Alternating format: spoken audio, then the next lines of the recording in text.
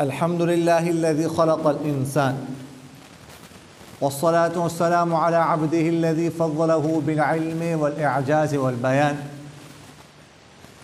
وعلى صاحبه أبي بكر من جمع القرآن وعلى الفاروق الموصوف بالعدل وكذلك كان وعلى عثمان التقي الحي الذي تستحي منه ملائكة الرحمن وعلى علي سيد العلماء والشجعان وعلى سائر أهله وأصحابه صلاة قائمة على ممر الزمان. أما بعد فأعوذ بالله من الشيطان الرجيم. بسم الله الرحمن الرحيم. يا أيها الذين آمنوا لا يسخر قوم من قوم عسى أن يكونوا خيرا منهم ولا نساء من نساء عسى أن يكن خيرا منهن ولا تلمذوا أنفسكم ولا تنابزوا بالألقاب بئس الاسم الفسوق بعد الإيمان ومن لم يتب فأولئك هم الظالمون. يا أيها الذين آمنوا اجتنبوا كثيرا من الظن إن بعد الظن إثم ولا تجسسوا ولا يغتب بعضكم بعضا أيحب أحدكم أن يأكل لحم أخيه ميتا فكرهتموه واتقوا الله إن الله تواب رحيم. وقال رسول الله صلى الله عليه وسلم إياكم والظن فإن الظن أكذب الحديث أو كما قال عليه الصلاة والسلام.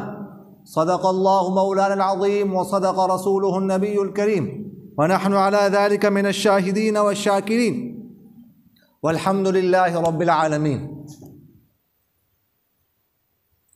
عزیزان من، بزرگان محترم، سورہ حجرات کی ایک دو آیتیں آپ کے سامنے تلاوت کی گئی ہیں. اس میں جو پہلی آیت ہے اس میں اللہ تعالیٰ نے 3 چیزوں سے منع فرمایا ہے. اللہ جل جلالہ فرماتے ہیں یا ایھا الذین آمنوا لا یسخر قوم من قوم عسى ان يكونوا خيرا منهم. اے وہ لوگ جو ایمان لا چکے، کوئی قوم کسی قوم کا مذاق نہ اڑائے. ہو سکتا ہے کہ وہ لوگ جن کا مذاق اڑایا جا رہا ہے وہ ان سے بہتر ہو جو مذاق اڑا رہے ہیں. ولا نساء من نساء عسى ان يكن خيرا منهن. اور نہ عورتیں دوسری عورتوں کا مذاق اڑائیں. امید ہے کہ جن کا مذاق اڑایا جا رہا ہے وہ ان سے بہتر ہوں. ولا تلمزوا انفسکم. اور اپنی جانوں پر عیب مت لگاؤ. ولا تنابزوا بالالقاب. اور ایک دوسرے کو برے القاب سے مت پکارو. بئس الاسم الفسوق بعد الایمان. فرما ایمان لانے کے بعد گناہ کا نام سب سے برا ہے. ومن لم یتب فاولئک هم الظالمون. اور جو توبہ نہ کر لے تو ایسے لوگ ظالم ہیں. تو پہلی چیز جس سے منع فرمایا ہے وہ ہے لا یسخر قوم من قوم. کوئی قوم کسی قوم کا مذاق نہ اڑائے. یہاں پر جو قوم کا لفظ استعمال کیا گیا ہے نا، اصلاً یہ لفظ مردوں کے لیے وضع کیا گیا ہے لیکن عورتوں کو بھی مجازی طور پر شامل ہوتا ہے. عموماً قرآن پاک کا مزاج یہ ہے کہ مردوں کا ذکر کرتے ہیں، عورتوں کا نہیں کرتے. قوم کا لفظ یا ایسا لفظ لاتے جس میں عورتیں بھی شامل ہوتی ہیں. لیکن یہاں پر اللہ تعالیٰ نے قوم کے بعد ولا نساء من نساء، عورتوں کا الگ ذکر کیا، الگ طور پر ذکر کیا. کیونکہ مذاق اڑانا اس کا مادہ عورتوں میں زیادہ ہوتا ہے. عورتیں بہت کام بہت کرتی ہیں. کسی جگہ پر جائیں گی، کسی جگہ پر کسی کی فوتگی پر جاتی ہیں، شادی پر جاتی ہیں، تو اس کے بعد آ کر پھر وہ مذاق اڑانا شروع کر دیتی ہیں.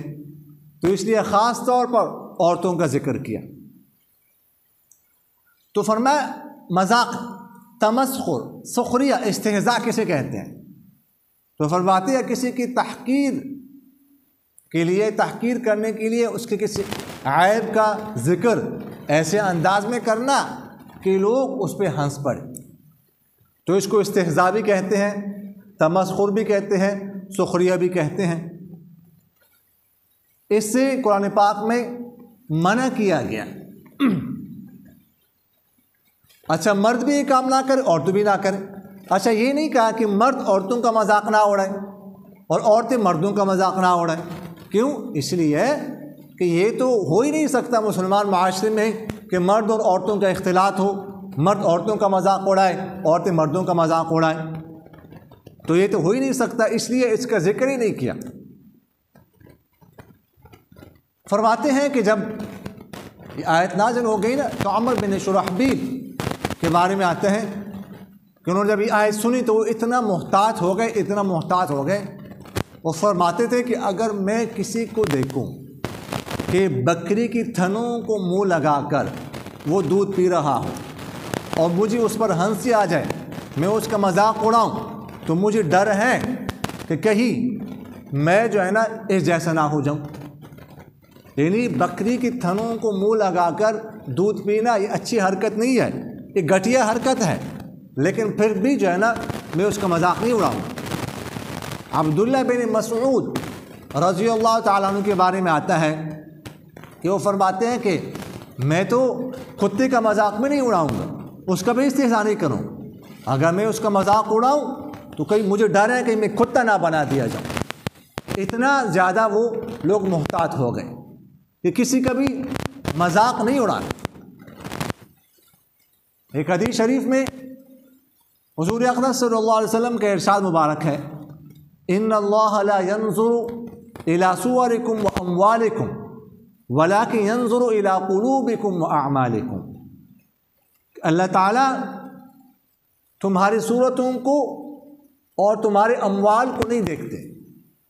تم بہت زیادہ خوبصورت ہوں گے، بہت زیادہ خوبرو ہیں، تمہارے پاس بہت زیادہ پیسہ ہے، لاکھوں کما رہے ہیں، کروڑوں کما رہے ہیں، اللہ تعالیٰ نے اس کو نہیں دیکھنا۔ وَلَكِنْ يَنْظُرُ إِلَىٰ قُلُوبِكُمْ وَأَعْمَالِكُمْ، اللہ تعالیٰ تمہارے دلوں کو دیکھتا ہے اور تمہارے اعمال کو دیکھتا ہے۔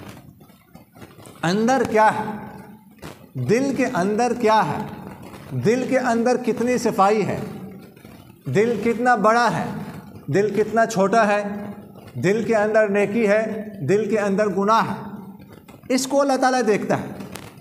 اب اس سے کیا معلوم ہوا؟ یہ معلوم ہوا کہ کسی کے برے اعمال دیکھ کر، ٹھیک ہے، اس کے بارے میں برائی کا فیصلہ ہم نہیں کر سکتے۔ ہو سکتا ہے کہ دل کے اندر وہ دل سے بہت صاف ہو، بہت زیادہ اس کا دل نیک ہو، اللہ تعالیٰ اس کے دل کو دیکھ کر فیصلہ کر دے۔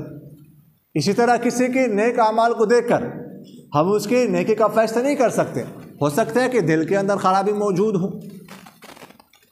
ہاں اگر کوئی گناہ کر رہا ہے تو اس گناہ سے تو نفرت ہونی چاہیے، اس کو تو بری نگاہ سے دیکھنا چاہیے، لیکن اس کی وجہ سے اس شخص سے نفرت نہیں کرنی چاہیے۔ دوسری چیز جس سے منع کیا گیا وہ وَلَا تَلْمِزُوا أَنفُسَكُمْ، کہ عیب مت لگاؤ۔ لمز کہتے ہیں کسی کا پر عیب لگانا، عیب ظاہر کرنا، تانا زنی کرنا، اس کو لمز کہتے ہیں۔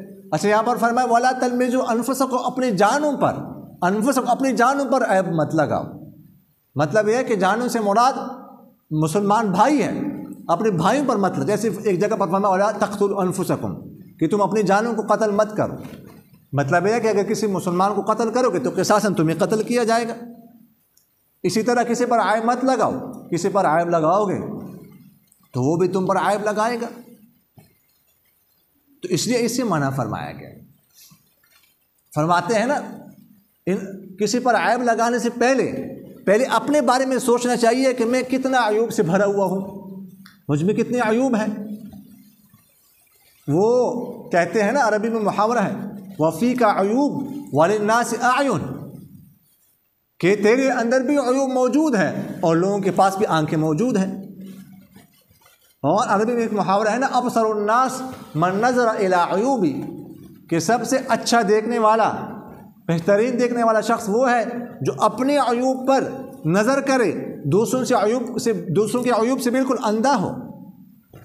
وہ سیانے کہتے ہیں نا کہ ہم جب ایک انگلی اس طرح کسی کی طرف پھیلاتے ہیں تو یہ 4 انگلیاں جو ہماری طرف پھیل رہی ہوتی ہے، 4 انگلیاں ان کا رخ ہماری طرف ہو رہا ہوتا ہے۔ یعنی ہم اگر کسی میں ایک عیب نکالتے ہیں تو ہمارے اندر کتنے عیوب ظاہر ہو رہے ہیں. تو اس لیے اس سے منع فرمایا کہ جو ہے یہ ایسا نہیں کرنا چاہیے.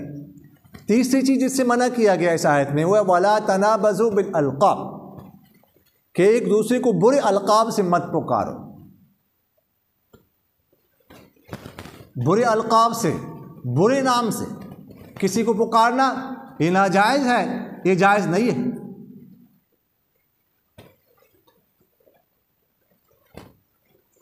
اس سے منع کیا گیا ہے. سنت طریقہ یہ ہے کہ کسی کو اچھے لقب سے پکارا جائے. مثلاً کوئی شخص ڈاکٹر ہے تو اسے کہا جائے ڈاکٹر صاحب. کوئی پروفیسر ہے، پروفیسر کے نام سے پکارا جائے. کوئی عالم ہے، مولانا صاحب کہے جائے. کوئی مفتی ہے، مفتی صاحب کے نام سے پکارا جائے. کوئی انجینئر ہے، انجینئر کے نام سے پکارا جائے، جس نام سے وہ خوش ہوتا ہو. لیکن کسی کو پکارنا وہ کالا، وہ کالے ادھر آ، وہ لنگڑا، وہ کانا، تو یہ مسلمان کی شان نہیں ہے. انصار کہتے ہیں نا کہ آیت ہمارے بارے میں نازل ہوئی تھی کہ جب حضور اقدس صلی اللہ علیہ وسلم نے مدینہ منورہ ہجرت فرمائی نا تو ہر شخص کے 2 3 نام تھے، ہم نے رکھے ہوئے تھے. کبھی کبھار حضور اقدس صلی اللہ علیہ وسلم کو علم نہیں ہوتا تھا کسی نام سے اس کو پکارتے، تو صحابہ کہتے ہیں کہ اس نام سے تو وہ برا مناتے ہیں. تو فوراً یہ آیت نازل ہو گئی کہ اسی طرح برے لقب سے کسی کو مت پکارو جس سے اس کو تکلیف ہوتی ہو. اچھا جی، ہم بعض محدثین کے ناموں کے ساتھ دیکھتے ہیں کسی کے ساتھ لکھو اعمش، کسی کے ساتھ لکھو اعرج، احدب، کانا، لنگڑا. بعض نام اس طرح بھی ملتے ہیں ہمیں کتابوں میں، حالانکہ قرآن پاک میں تو اس سے منع کیا گیا ہے. تو اس کی وجہ کیا ہے؟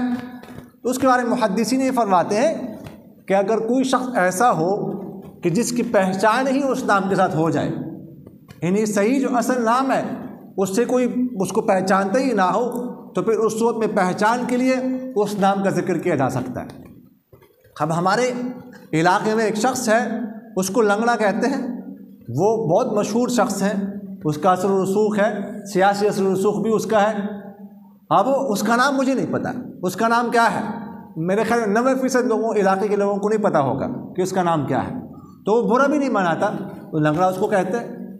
تو اگر ایسا کوئی شخص ہو کہ جس کی پہچان ہی اس کے نام کے بغیر نہ ہوتی ہو، تو اس صورت میں پھر ایسا نام جو ہے نا وہ بطور پہچان تعارف کے لیے کیا جا سکتا ہے.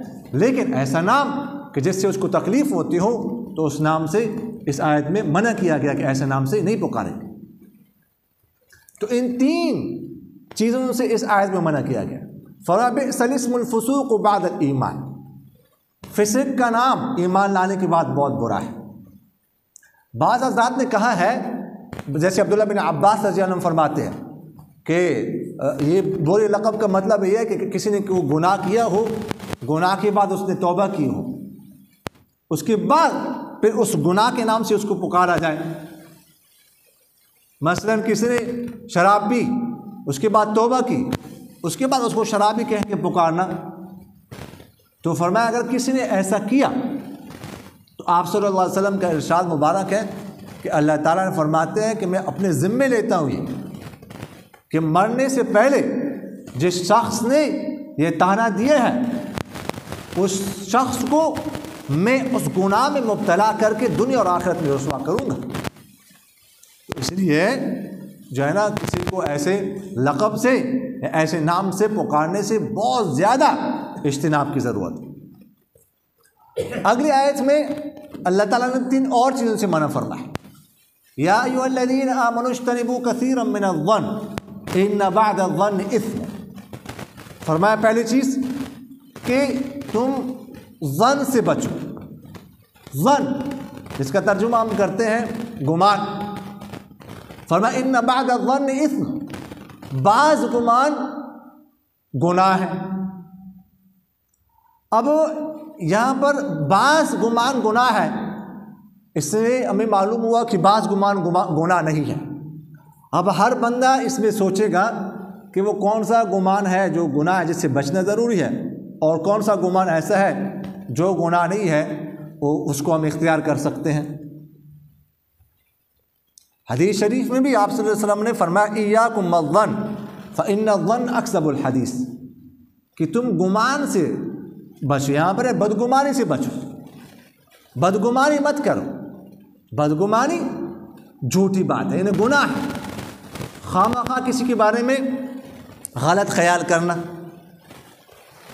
مثلا کسی نے کوئی گناہ نہیں کیا تو اس کے بارے میں یہ خیال کرنا کہ اس نے فلاں گناہ کیا ہوگا، یہ گناہ فلاں گناہ کرتا ہے، یہ بدگمانی ہے، اس سے منع فرمایا گیا ہے۔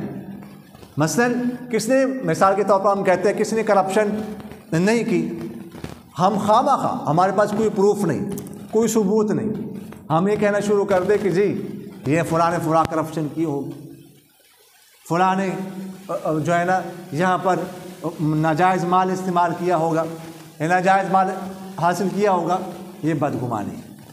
قرآن پاک میں بھی اس سے منع کیا گیا ہے اور حدیث سے بھی اس سے منع کیا گیا۔ تو گمان جو ہوتا ہے یہ 4 قسم کا ہوتا ہے۔ پہلا گمان جو کہ حرام ہے، اس سے بچنا ضروری ہے۔ وہ کون سا گمان ہے؟ وہ ہے کہ اللہ کے بارے میں انسان بدگمانی کرے کہ بس اللہ نے تو مجھے سزا ہی دینی ہے، اللہ نے مجھے عذاب ہی دینا ہے، یہ شروع کر دے، اللہ نے مجھے پریشانی میں مبتلا کرنا ہے، بیماری نہیں مبتلا کرنا ہے، تو یہ گمان حرام ہے۔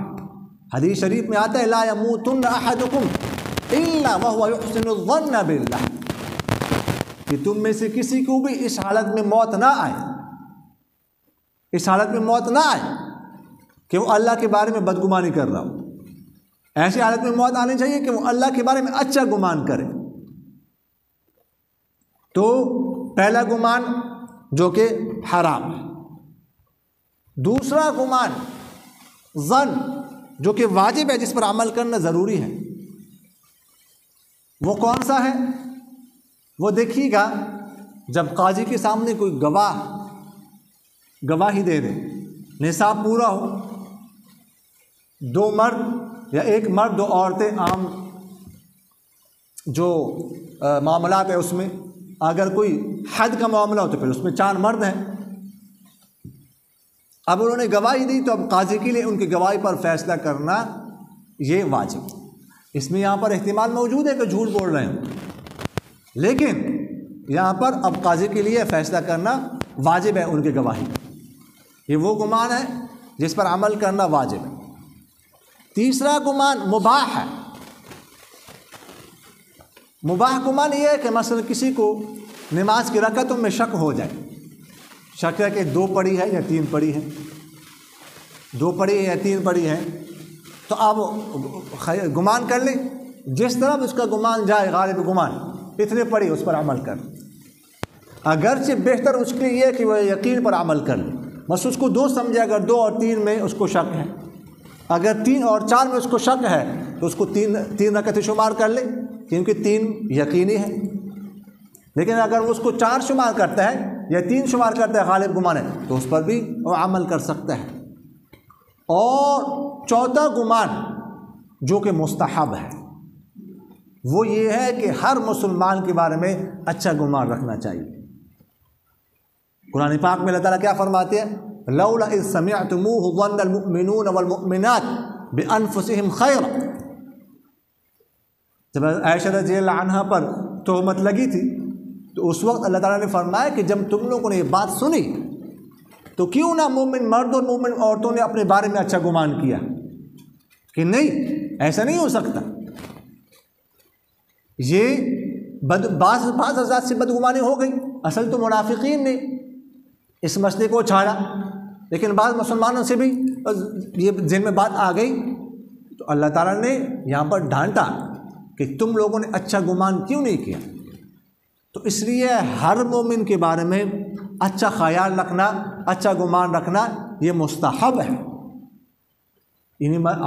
ہمارے اصطلاح میں کہتے ہیں نا کہ وہ مثبت سوچ رکھنی چاہیے، کسی کے بارے میں خواہ مخواہ منفی سوچ نہیں رکھنی چاہیے۔ جیسے میں نے آپ سے عرض کیا کہ یہ جائز نہیں ہے. تو یہ اب گمان 4 گمان ہو گئے. اب ہمیں پتہ چلا کہ ان بعض الظن اثم، کہ بعض گمان گناہ ہے. تو کون سے گمان گناہ ہے اور کون سے گمان جائز ہے، اب اس کے بارے میں ہر بندہ فیصلہ کر سکتا ہے. اللہ تعالیٰ مجھے اور آپ حضرات کو ان باتوں پر عمل کرنے کی توفیق نصیب فرمائے.